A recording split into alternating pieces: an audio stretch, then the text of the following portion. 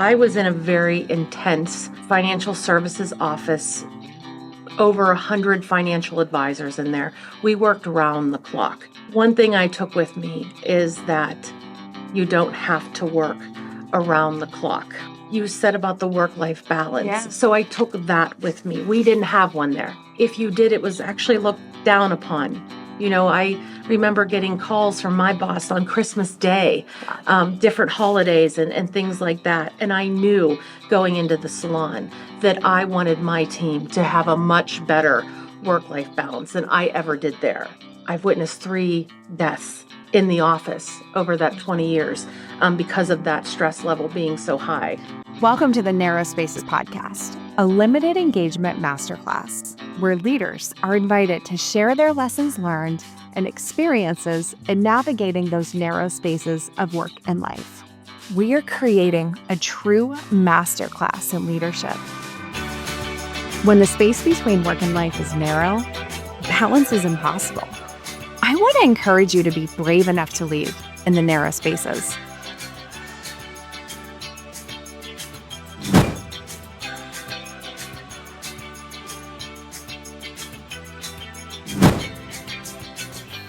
All right. Our guest today is Nicole Lerda. Nicole's the owner of MaxxCole Salon and Skin Spa and the founder of HerMission Granted.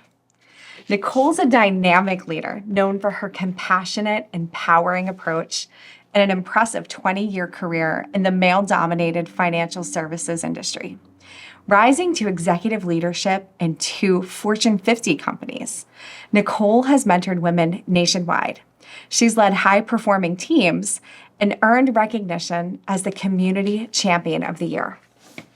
Her commitment to uplifting women has extended to her local community, where in 2020, she rescued a failing salon that she'd been going to for 14 years.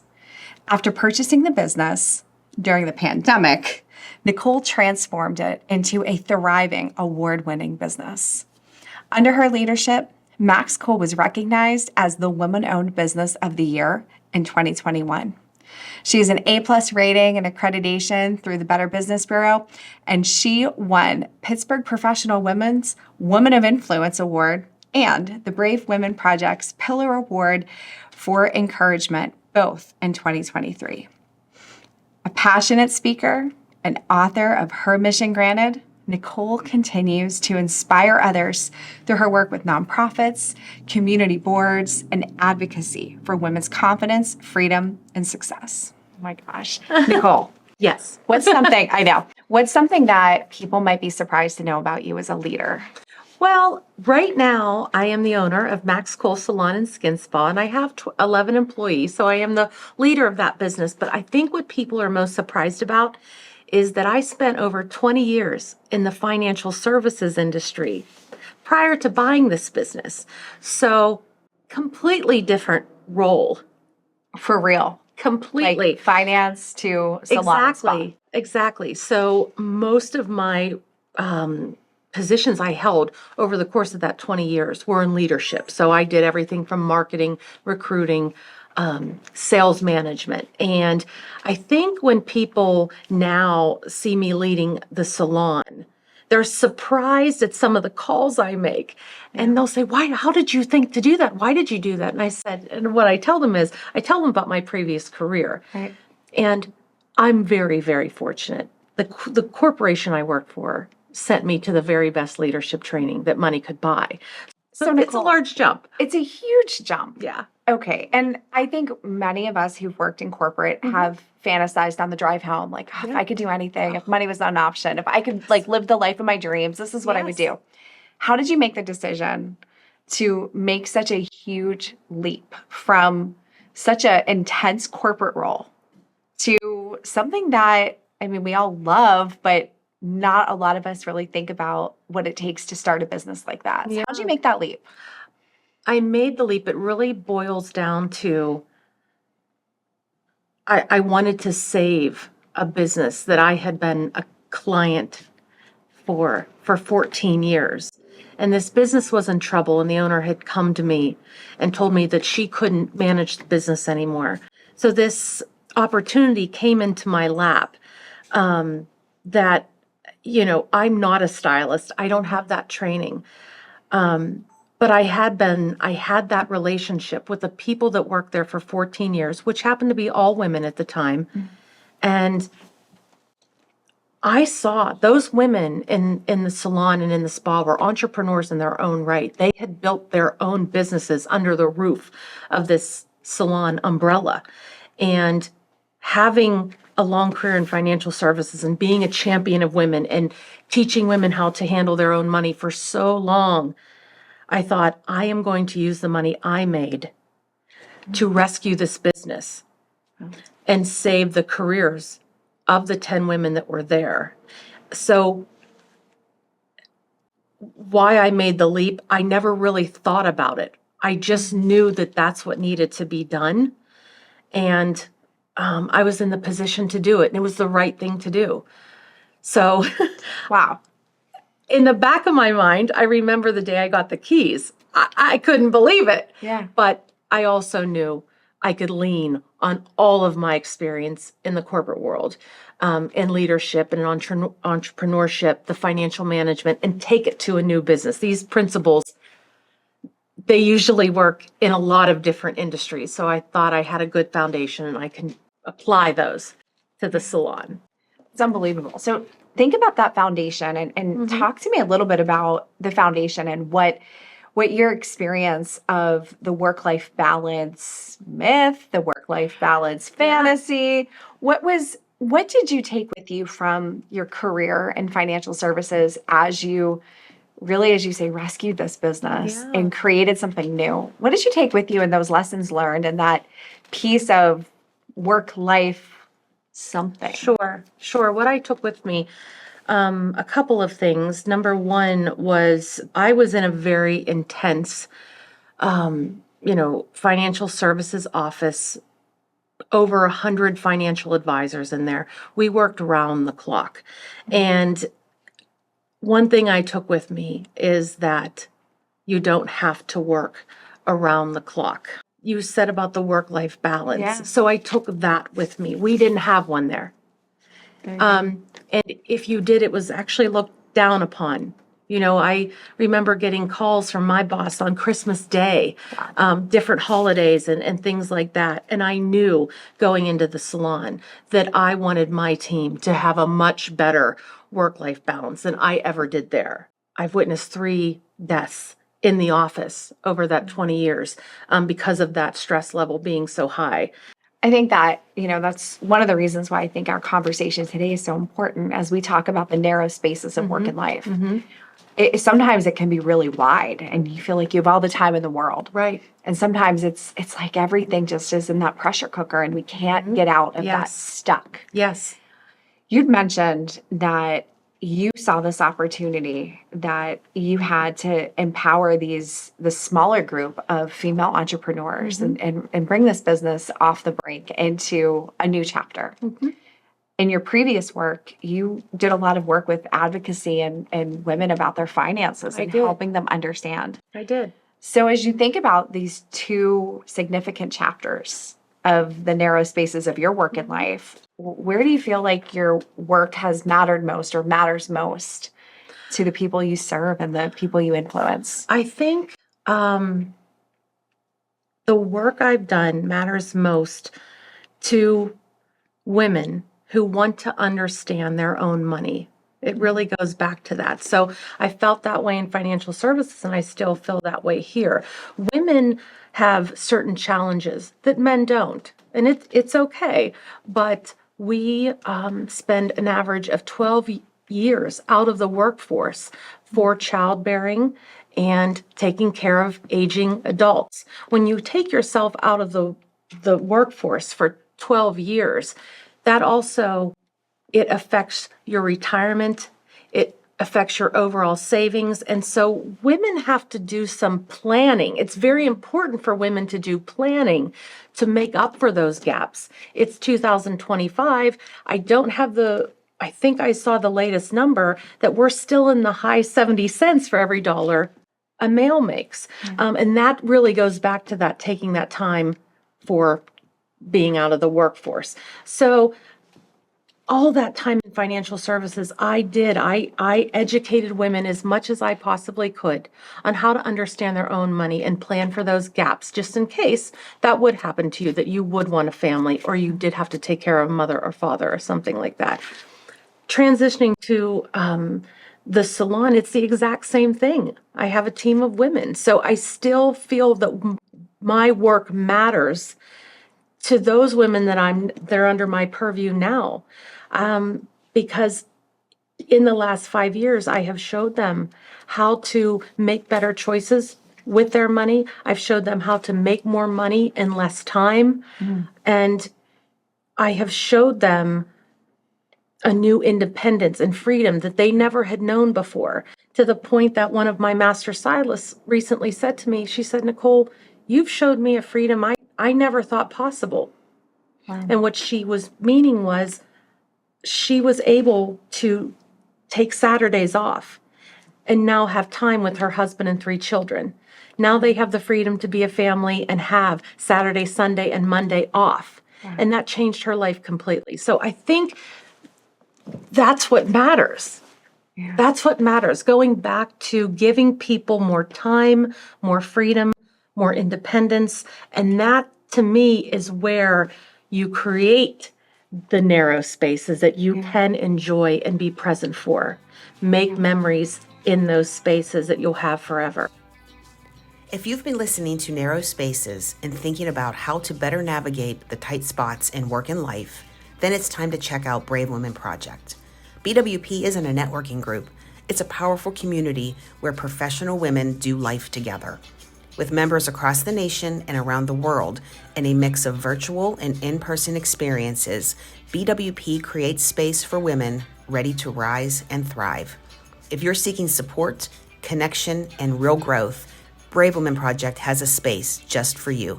Visit us at bwp.life. Oh my gosh, that's so essential, and you've said that so beautifully, because those narrow spaces can sometimes, like we said, they can feel so tight.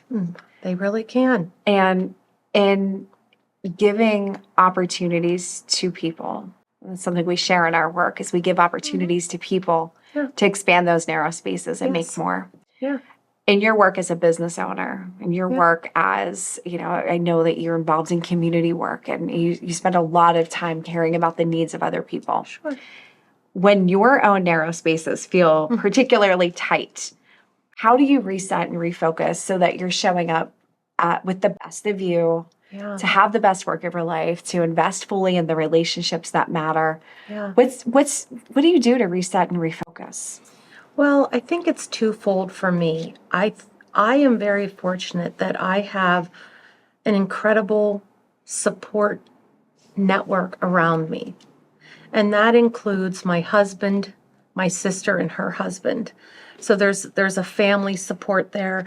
And then I have relationships with some other colleagues for many, many years who've known me that 25 years, that I can trust and go to talk about what's going on and what I'm feeling. So I am a person, some people like to just go inward and take that time and think for themselves. I actually like to engage other people. I'm open to different opinions. What are people thinking? Because they may be able to offer me a different perspective that I haven't thought of, because I'm so close to whatever's going on. So I really lean on my people resources, who I love and respect. And then secondly, for myself as a woman, I do like to do some self-care, and that comes in many different forms. Sometimes people just think, oh, it's going for that massage or, something like that. And that is wonderful, and you can do that. But sometimes it's simply saying no. Wow. Simply saying no. no as self-care. Yes. One thing that I've implemented and it has helped me so much, is we know a lot of people, we're invited to a lot of things, and we want to be part of everything, but sometimes we can't. And so when I do feel that squeeze you're talking about, honesty is the best policy. I will whether I'm being asked to attend something in the future, because sometimes when you're asked, you're like, oh yeah, it's a couple months down the road, it'll be fine. Well, then a couple months down the road the day comes and you're like, I can't get to this tonight. Right. So I have done myself a favor, and I do consider it self-care. When someone does invite me to something down the road, I will say, I can't commit right now, but I will let you know closer to the event, because I don't want to tell someone that I'm going to go unless I can be there present and be 100% attentive. So I do that as a self-care thing. And when the squeeze is really tight and so there is something in my calendar that I'm struggling or I'm not going to be my best, I will actually call the person and say, I'm struggling and I just can't do this evening. I hope you can understand that. So setting those boundaries, being honest, being vulnerable, I guess I'm past worrying about what people will think about that, because if I don't take care of myself, then I can't take care of everybody else. I mean, that's such great. I just can't. It's just such great advice for anyone.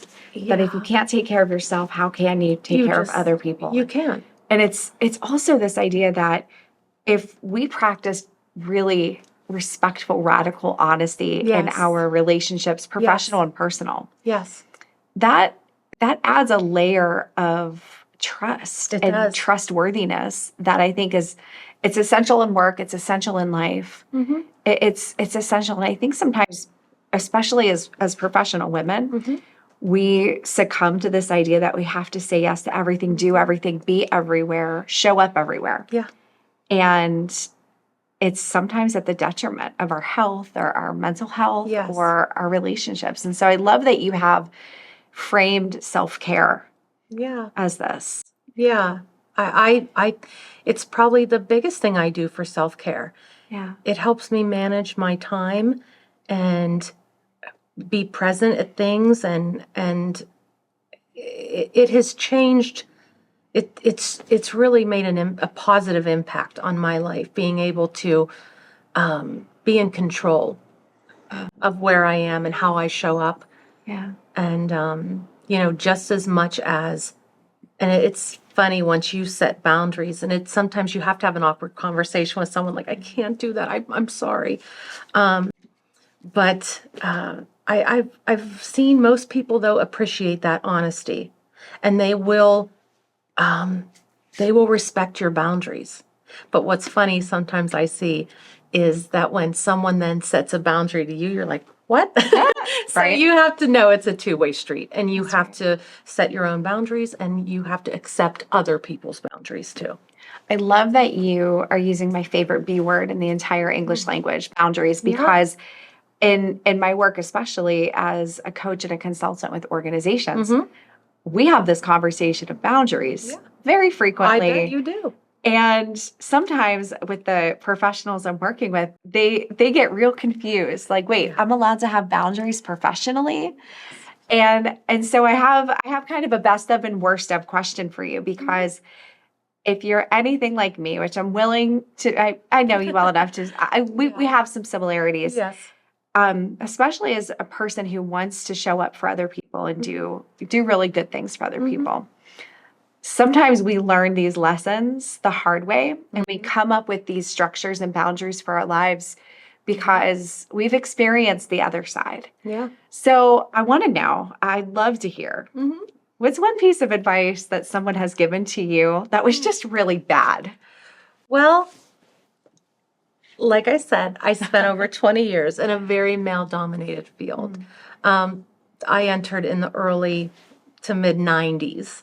So I was told right up front that at 22 years old that women can't have it all in this industry. And I know what they were saying. They were saying basically, don't get married, don't have a family. You're committed to this position. I knew that at a very young age. I think that was horrible advice and on so many levels, but as I have grown older, I think when you tell someone you can't have it all, you don't even know my definition of all. Why are you telling me I can't have it all? Maybe I can. Maybe my definition of all is totally different from what you're thinking sitting there. So I think that was the worst thing that I had ever been told, because the person didn't even have all the facts. They didn't even know me well enough to know what my all was. Yeah. So Well, that is some bad advice. Yeah. bad. Okay, flip it. Tell me, what's one piece of advice that you received that was really good, or maybe it's even a piece of advice that you came up with because of all the bad advice that you give to people now? The thing I give to most people, and my team and I practice it with them. Back in my other career, we talked a lot there about setting expectations for people. And there was a little saying back then, people don't like surprises when it comes to time or money. Whew. They do not like it. It makes them mad. And so being in that financial position, we always had to set expectations. We couldn't make promises we couldn't deliver. Like, we'll put this investment in this stock and you're going to get 16% back. We were not allowed to make those kind of statements. And so through all these years of my career, it still rings true. And in the salon business, it's true. And I see it could be true in so many businesses. You have to set expectations for people, because if they know, they will remain calm. They will work with you. I don't know. I was reading something interesting about, the signs you see on the parkway, and it'll say 8 minutes to the tunnel.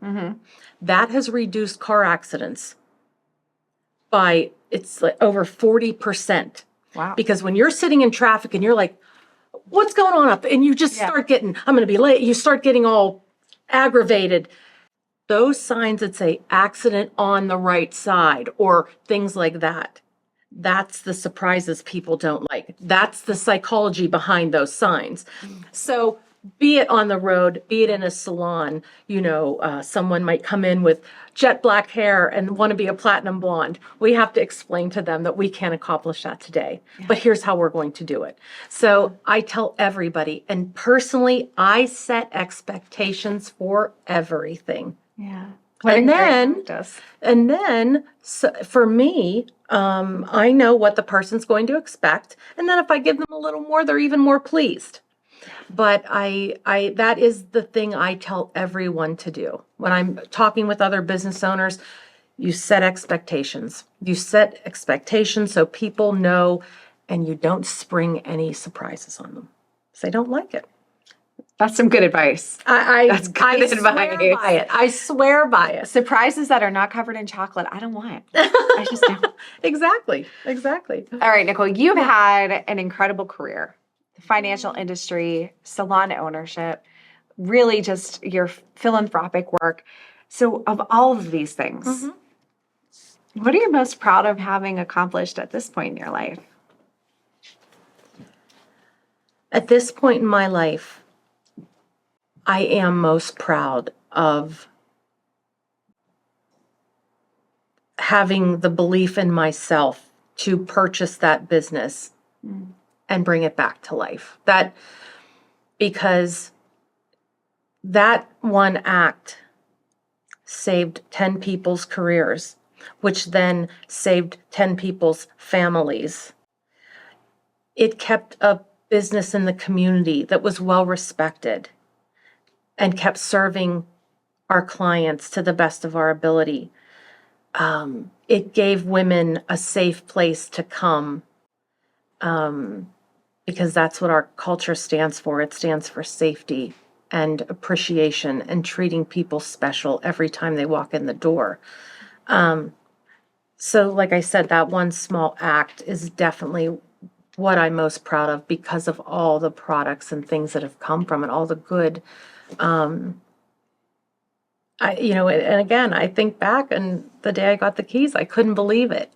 But, and people will ask me, how did you know to do that? Like, how did you know you could do it? And if you remember, I was asked to speak to a group of female engineers, and that was one of the questions they asked me. And I was thinking that they were going to ask me, and I was really thinking about it. And it was Christmas time, and I was in Macy's. And do you know, with Macy's, like their commercials, you'll see the word believe. Yeah. And I was standing there and I looked at the word believe, believe, and I thought, I must believe in myself. I don't tell myself that every day. People don't tell me that every day, but I must have believed in myself that I had the experience, the grit, the the energy. I must have had that belief that I could do it, and that's my biggest accomplishment to date. I love it. We're just helping so many people. I love it. I mean, it's so, so critical. So when you think about this, when you think about the best part of your work and the best part of your life, what's the best part of your work? What's the best part of your life? Yeah, best part of work is watching my team. They've grown so much. They are leaders in their own right. They're entrepreneurs in their own right. Seeing them be able to do the things that bring them joy and bring their family joy, it's incredible. And then with all the people walking in the front door, the best part of that is allowing us to treat people well. This world is very difficult. People are struggling. They're having a tough time. And if we can provide a space, a little escape temporarily, where they feel accepted and compassion and comfort. And when I see women look in the mirror, or when they leave and their stress level has come down and they have laughed and they feel better, that watching that on a daily basis, that's a gift. That's a gift. Yeah, it's a gift. It's amazing that you can bring that out. So it sounds like you're living the best work of your life right now. I would say I am, definitely. Yeah. All right. So as we close out our time together, I think this is an opportunity for you to share just really concretely. You know, you've shared some of the lessons, you've shared the experiences, you've shared the boundaries that you've put in place.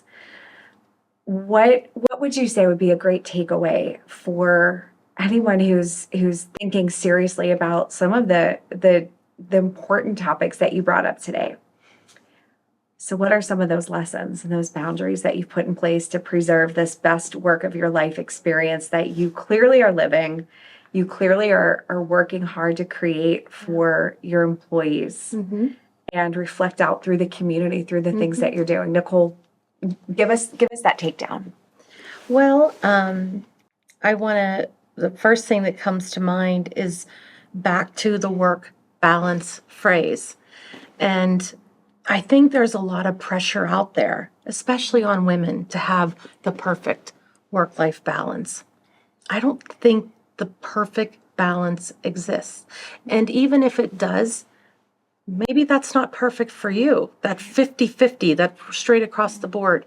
A coach that I was working with, she started to use the word harmony, where work and life work in harmony together. And that speaks to me. Yeah. The balance is so cut and dry, and it's almost like I hear work-life balance, and my automatic response is always, no, I don't have that. It's because one day it's like this and another day it's like this. So that's life. Life's going to give you those up and downs. Yeah.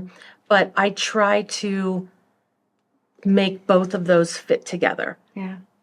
And I do that by setting the expectations for people. That is the root of how I operate, really, is setting the boundaries and expectations. Because if I do that, that helps with the harmony, right? Yeah. And then when I am in those narrow spaces, because I've set those boundaries, I have that time in the narrow spaces to be completely present, to be focused on whatever it is that we're doing. And that helps with harmony as well. So I think that all blends together. And that's, how I'm living right now. Yeah. Yeah. And it looks like you're living well. It's coming through that you're at peace, you're in harmony. Nicole, before I let you go, what do you think people need to know about the narrow spaces of work and life, this concept that we're sharing, the community we're building? Well, this is so revolutionary, Holly, that you have brought forth this term narrow spaces. I've never heard it before, but it is the perfect words to describe those moments that we all wait for, that we hope are full of joy, or something that brings us joy. Again, I think everything's individualized, but they're crucial. I think they're crucial to make space for the narrow spaces. I've definitely been in parts of my life that I didn't have the narrow spaces, and it was not very fun. Right. I think people should really look at themselves to see how they can be more in harmony, so they can free up those narrow spaces and then do what they want to do. It gives you confidence. You feel empowered, inspired. And so narrow spaces, you have to have them. You have to have them for a joyful life, I think. I love it. Nicole, I love you. This was so great to hear your thank voice, you, your perspective. I mean, everything. So thank you for just sitting with us and thank having you this for time. having me, and thank you for bringing this to us, because it's crucial. Love it. All right. It's so good. That's Thank it. you. Wasn't that easy? They're so easy. Thanks for joining us in the narrow spaces of work and life. What do? I'm on a mission to help people to have the best work of their lives. I help leaders do good. I help managers be good, and I help employees feel good. And when leaders are good, employees are engaged, energized, effective. And together, we get to live the life we deserve. Be sure to check out the show notes for more information on where to connect with our guests and sponsors, and experience all things Narrow Spaces at narrowspaces.com, where you can gain access to this episode, subscriber extras, and more.